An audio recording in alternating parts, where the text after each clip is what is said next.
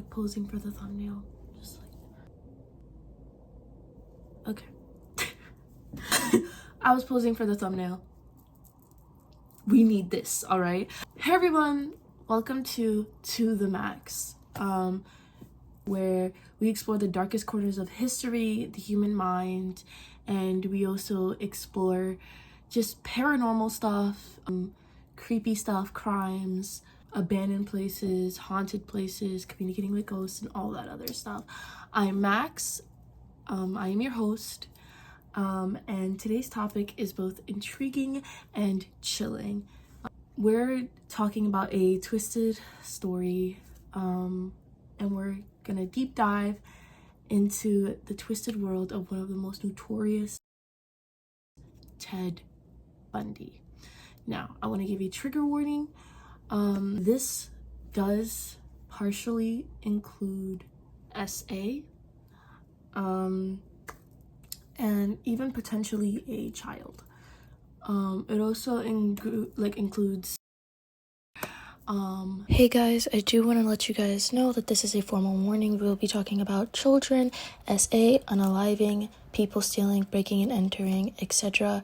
Viewer discretion is advised, and without further ado, I hope you guys enjoy this video, and again, please watch at your own risk. Thank you. Without further ado, let's get into it. But before we jump into some gruesome details, let's take it back to Ted Bundy's childhood. So, Theodore Robert Bundy was born on November 24th, 1946.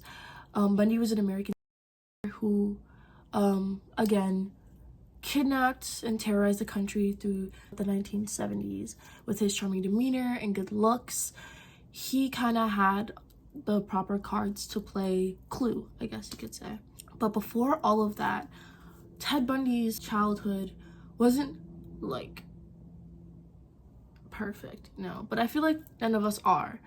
Like, none of our childhoods were perfect, but you still don't see us running around with a knife in our hand going rah rah rah, you know. But I'm also not going to be mentioning the names of these victims, mainly because people have been sued, had their video taken down. It's also just respect of like the family and the victims. If any of the families are out there and watching this, I am very sorry for your loss. But yeah, so growing up, Ted Bundy's, like I said, Ted Bundy's childhood wasn't exactly perfect, but no one's is. Ted Bundy, he was born, again, 1946, November 24th, without a father in the picture. Now, a lot of rumors had spread that Ted Bundy's father might have been this sailor guy who was like in the Navy, but they couldn't be together because he was married, or because he didn't even know there was a kid involved and he didn't want children, or he just up and left after he found out that she was pregnant. And even that his own grandfather was the biological father. But speaking of the grandfather, his grandparents were the main ones who had raised Ted Bundy. Growing up, he believed that he thought his mother was his older sister. That's what he was raised to believe. But one day, his mother decided to up and leave and take him with her. So it transitioned from him being like the younger brother, and that's his older sister, to from it being his older sister to it now being his mother. Talk about confusing for the poor child, right? He was a normal kid. Like, Bundy's early life seemed ordinary at first glance, but there were signs of trouble. He was raised in a middle-class family, and he was described as charming, intelligent, and able to socially adapt easily. His mother ended up marrying this guy with the last name of Bundy, which is how he got his last name, Ted Bundy. Moving on to his high school, like early love, like, you know, I wouldn't say high school, more like college-esque. He fell in love with this girl. She had long, like, brunette hair. She was smart, she was intelligent, she had the money, she had, you know, and Ted Bundy originally never liked the life he was living because he didn't like being in middle class. He didn't like the being poor, or, you know, he just But this girl had everything he wanted: the class, the popularity, the money, the elegance. He really liked her. And not just that, but he also loved the way she looked. And I guess you could say that was his first love. But she did end up rejecting him, and it broke his heart, which later on, there was kind of a theme that girls that ended up looking like her did end up passing away. Long brunette hair, like Caucasian, like, you know, black eyes, you know, it's just stuff like that. The authorities struggled to catch Ted Bundy as he proved to be cunning and an elusive criminal. It wasn't until his arrest in 1978 that the full extent of his crimes began to unravel. Ted Bundy managed to escape custody not once, but twice, adding another layer of like complexity. He committed a series of crimes during the 1970s. His crimes were characterized by extreme violence, SA, and very much premeditated. He started off with Ted Bundy's crime spree was believed to started in the early 1970s. He targeted young women, often college students, by approaching them under various pretense, such as pretending to be injured or ask for help. A very good example would be the time where this girl, like this was one of his first victims, this girl and her friend had went to the beach, and he had seen this girl. He started talking to her, chatting it up, you know, like vibing out, and he was like, oh, can you help me out, like, with my car or whatever? And I believed he, like, was, like, on crutches and pretending to be injured. And he was like, hey, my name is Ted. I guess her friend was like, oh, like, I'll let you two just, like, you know. So she went to the beach, but her friend never came back. Like, the girl never came back to her friend. And she ended up reporting, like, her friend ended up reporting it to the police, and they were like, hey, like, does anybody know, like, about this guy? She gave a description. He was tall, kind of handsome, kind of like short, longish hair, curly hair, black eyes, like sharp jaw, you know, and he went by the name Ted, which I don't know why you wouldn't change your name, but, you know, we're happy he didn't. Bundy would end up gaining the trust of his victims using his charms or characteristic demeanor. Once he had them in a vulnerable position, he would overpower them or subdue them by hitting them over the head with something, pretending to be a police officer, or whatever he needed to do to get these victims.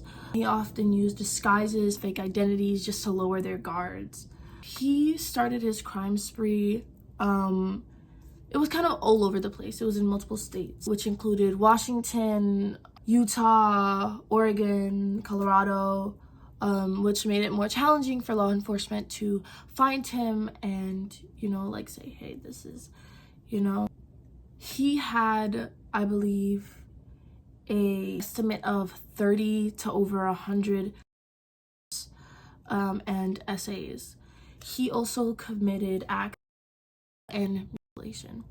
Bundy would engage in acts with the victims where he would kill them or SA them, then bring them to this woodsy area and then leave the body just like there and keep coming back every day to SA the body, and like, you know, until it was physically impossible for him to continue to do so, meaning until animals got to it or it just got so decomposed that it literally just couldn't, you know, he just couldn't perform these acts.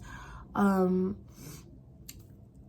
like he would often revisit the crime scene to further degrade the bodies. He also ended up eating at least 12 of his victims and keeping some of the severed heads as trophies, which, if you don't know, a lot of serial killers end up keeping their head, like keep up like something as a trophy, because it reminds them, like something they could touch and it reminds them of the murder, or something they could look at and be like, oh, like, because they like that adrenaline. He was let's just say he wasn't very You know, he just wasn't a good person.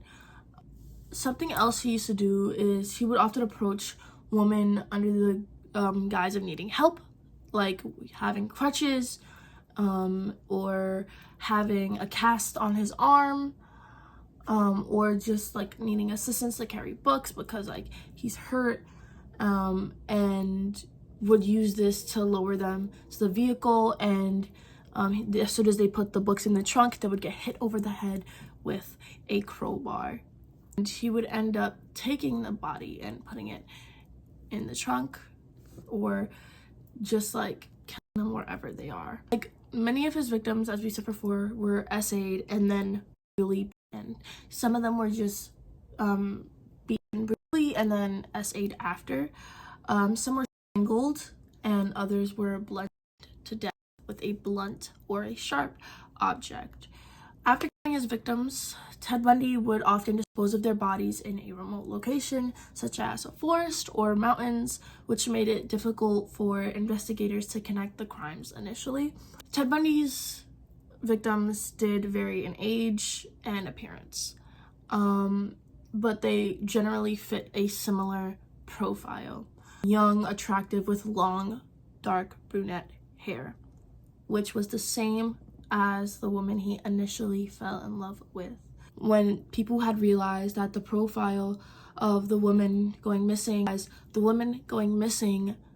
like had brunette hair, were attractive, were, you know, women were doing things such as dyeing their hair blonde, dyeing it red, dyeing it like different colors, just like cutting their hair short, just to make sure that they wouldn't fit that description. I believe the youngest victim he's ever, was around the age of 12 to 15. He actually ended up trying to kidnap this one girl. He ended up essaying her, but she managed to escape. And as soon as she did, she reported it to the police, which is how his picture eventually got out. And he was, in fact, dating someone. By the way, he was dating a woman while he was, like, doing all of this. So it's like, what? Like, he was with a woman, like, he had, like taking care of her and her kid and stuff. Like, he was a very charismatic, which, like, was, like, and once she had seen that picture, like, of him on the news, she called, and she was like, hey, there is something, like, she was just like, I need assistance. Something is not right. This is not okay. There is something wrong and I need help now. And she was like, I know that guy. I know that guy. When she ended up calling, she actually finally started helping, like, end this entire thing. But another fact about Bundy is he would also steal a lot. Like, he would also, like, always just steal stuff that he, like, didn't even need. Like, it's just, like, he'd see it and he'd just be like, I want it. It's mine. He would bring this stuff, like, home or whatever. And, of course, his girlfriend was like, hey, like, where'd you get all this stuff? Like, where's this stuff coming from? Because he was always in debt. That was something about Ted Bundy. He was always in debt. He never had money. He was, you know, like, he never had money. So it's like, she was just looking at these things and was like, where are you getting the money for this? Like, you're poor. Where are you getting this? Like, what's going on? And he went up to her one time and even said, like, if you say anything, I will fucking kill you.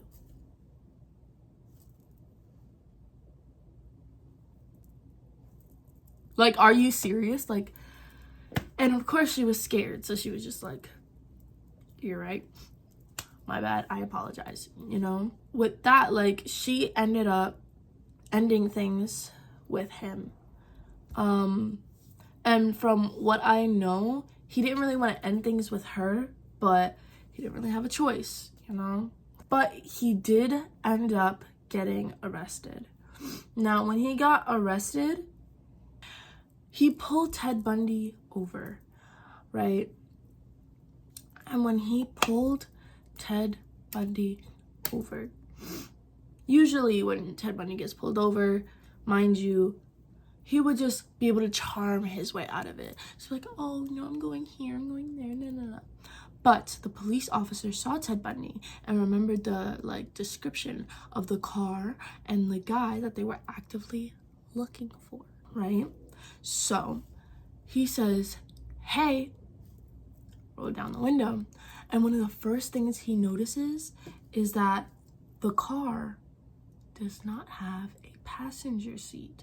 Now, he knows, like, he's just like, that's weird. You look like this guy. You have, like, a similar car to him. And on top of that, you're acting a little funny. You don't have your passenger seat. And I know you didn't buy your car like that. What the fuck? Like, you know? And he ended up, like, being like, oh no, this, you know? Like, it's just not, like, just trying to charm his way, just bull his way out of it. And he was like, hey, I'm gonna need you to let me search his vehicle. And he said when he also like looked over like where the passenger seat would have been, he saw what seemed to be a kill kit. And in this kit, I believe there were gloves, trash bags, an ice pick, like pantyhose, like, you know, I asked Bundy, he's like, what is all of this? Like like, I know this is not a game of Clue. What is this? You know? And he's like, oh, that's just everyday objects, you know, trying to charm his way out of it. That's just everyday objects, you know. It's nothing really. It's just, you know, it's nothing. It's just like, you know, like trying to charm his way out of it. Now, of course, the officer's like, I'm gonna need to place you under arrest, right? Bundy is not having it. He is absolutely not having it. When he tried to catch Bundy, Bundy started running, right? He ended up firing 2 warning shots to Bundy and ended up catching up to him and tackling him to the ground. Now, Bundy was not going down without a fight. So he was, you know, he was like, boom, boom, boom, like, get off of me, get off of me. And apparently, he actually managed to escape, but not for long. Because literally, like, 20 seconds later, he was back on the ground in cuffs. Now, of course, they couldn't hold him for, like, you know, just because he had this stuff in his car or whatever. So that's when his girlfriend called and was like, hey, like, this isn't like the first, like, he's weird, like, I have some stuff that you could use against him, right? So they're like, oh, this is perfect, because like I said, they can't just hold him for no reason. So he's just like, oh, that's perfect, that's amazing, this is exactly what we needed. So they went, and at first they couldn't find anything really, because they like explored his apartment because they got a warrant or whatever. But, you know, it's like they were just like, you know, so he ended up getting free. He was set free. Yes, he was set free. And he tried to live his like little life. He was still under investigation. He would always be followed and always be watched and everything, right? So eventually he ended up selling his car and trying to like lay low for a bit, right? And when he sold his car, like, all this stuff is like, you know, he was just trying to lay low, get rid of anything, because the police were on him. He knew the police were on him. And Ted Bundy, he wasn't stupid. He was not. He was honestly, like, super intelligent. He could have been a lawyer if he just, like, put in the effort. Like, you just had to become a serial killer. Like, you literally could have been, like, a lawyer or whatever. But he ended up making a bad mistake. He ended up stealing a car. And he was driving, trying to leave or whatever. And when he was trying to leave, the car had been reported as stolen from a woman who had gone missing, right? So another officer pulls him over and is like, hey, this car is stolen. You are under arrest. This time, he didn't come to play. He did not come to play. He was like, no, I'm not. And Ted Bundy fought to make sure he was not gonna, like, you know, he was fighting. And they were on the ground for a bit, you know, but again, Ted Bundy was finally caught, right? And while he was caught, his girlfriend was like, hey, I found some stuff. There was a meat cleaver, there was this, there was that, there was cement, there was a meat cleaver, there was some rope, there was some, like, you know, and they ended up like saying like, hey, that's good, this is perfect, like, there's evidence. They finally started collecting evidence, and they got a warrant to search his car. Now, Ted Bundy was, again, a very smart cookie. And remember how I said that he sold his car to like some teenager or whatever? Luckily, the teenager had just gotten it and did not clean it or touch it or anything. So they finally got the car, and they were able to find blood and hair DNA in his car that matches a whole bunch of these girls who were missing. Now, with all of this, right, they told Ted Bundy, hey, you are under arrest for kidnap, right, and murder. But you might be wondering, why? Because remember how we spoke about that one victim that was able to escape earlier? They had found her DNA and traced it back to her. And she came in and verified that Ted Theodore Bundy, was in fact the one who kidnapped her and had SA'd her. And she was able to say, that man right there, that was the one that knocked me out, that SA'd me, and I was able to like escape him, tell them like the whole story and everything, right? So now they finally got him for something. They got him for SA, for kidnapping, for attempted murder. And that wasn't just the end. That was not just the end.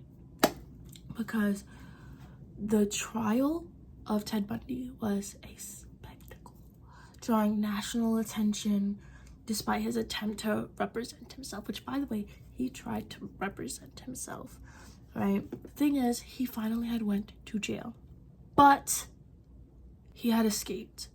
And apparently, for some reason, he decided, oh, I'm gonna escape, and I was gonna just, fuck it, let's, you know, like an idiot, like a complete buffoon. Because what he did was he broke into a college, like, frat house, I guess you could say, and there were girls there, and he had murdered and SA'd every single one of them. It was so brutal. One of them ended up surviving, but she was like, I think she was like paralyzed, and she was like completely like deaf, and she was like brain dead or something. He ended up leaving a bite mark on one of the girls' butts, and he escaped through the window. And eventually the cops were called. Like, he was sticking foreign, mind you, it was gruesome, like he was sticking foreign objects into these girls.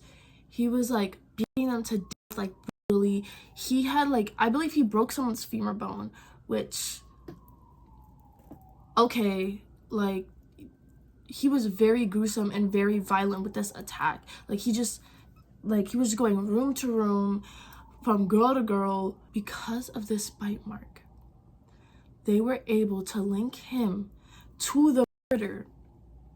He ended up getting arrested for the murder of all those girls in the frat house.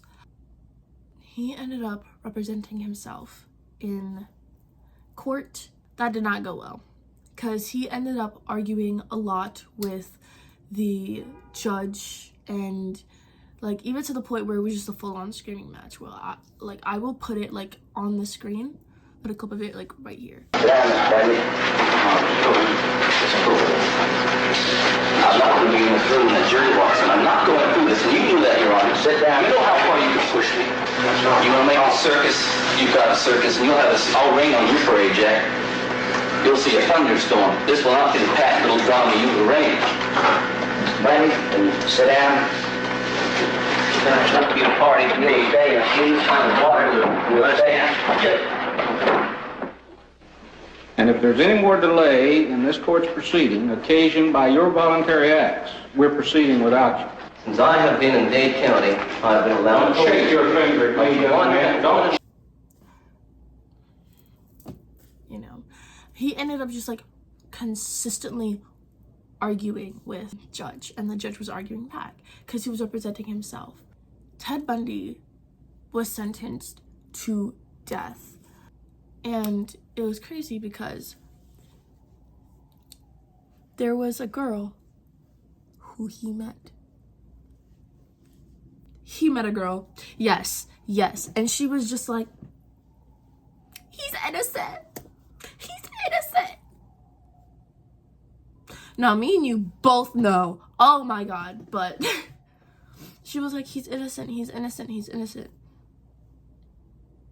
was in fact not innocent, but he ended up admitting to all these murders eventually. He even had a kid.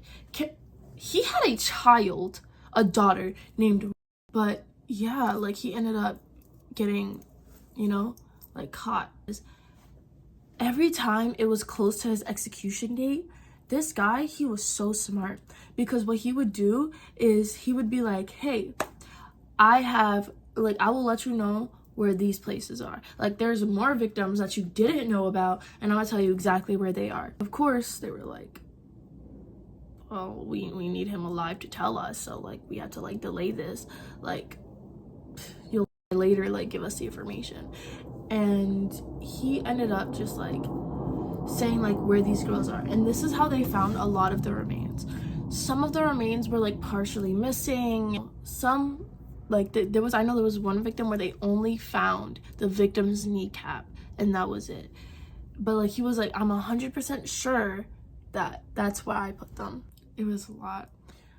On January 24th, 1989, he was executed by electrical chair at Florida State Prison. His last words were actually, I'd like to give my love to my family and friends. But all right. People were claiming that they had seen Ted Bundy smile the entire time. Like, he was just smiling the entire time. So he was electrocuted 1989 on January 24th, with people sitting outside of the prison, like, celebrating his death, like basically saying like, yes, he's dead, yay. Right? But the real question is, what drove Bundy to commit such a heinous act? Many psychologists and criminologists have attempted to understand the mind of this serial killer. Factors like his troubled childhood, they believe that could have played a part, possible mental health issues, or just the desire for power or control, or just the fact that he knew he couldn't control things in his life, but that was just the one thing he could do. Like, for example, something that he used to say was, when you're killing someone and you look into their eyes and they take that last breath, in that one moment, you are God. It was a very heavy... Ted Bundy's legacy extends to beyond gruesome crimes. His case has become a focal point for discussion on like criminal profiling, because people don't realize that a serial killer does not always fit the description of a serial killer. You know, like, you could see somebody walking down the street and they could look like the nicest, kindest person. That does not mean that they could be a serial killer. And sometimes, yes, they do fit the description of serial killer, like, you know, like dark and scary or whatever. But it's like the nature of evil and the limits of human understanding, like, you know. And I believe there's still currently people like studying like this case just to see like what happened, like how can, like, you know, like what is going on. But that is a wrap for the exploration of Ted Bundy's dark and disturbing legacy and past. If you found this video interesting or entertaining, or if you have any thoughts to share, please leave a comment down below. Don't forget to hit that like button and subscribe for more content on the dark side of history. Let's not forget to share some peace, love, and harmony. And I'll see you guys again soon. Bye.